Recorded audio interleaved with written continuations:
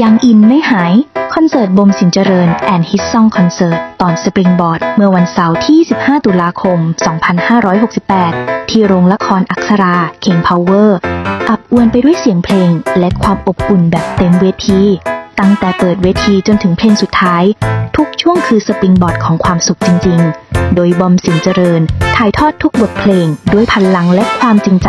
พร้อมแขกรับเชิญระดับตำนานแอดคาราบาวพงษ์สิทธิ์คัมภีร์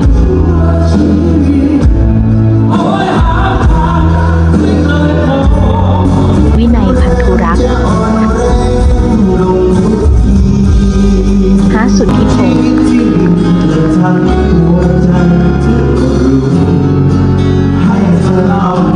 ไม้ไตรสุวรรณแพรวคณิตกุล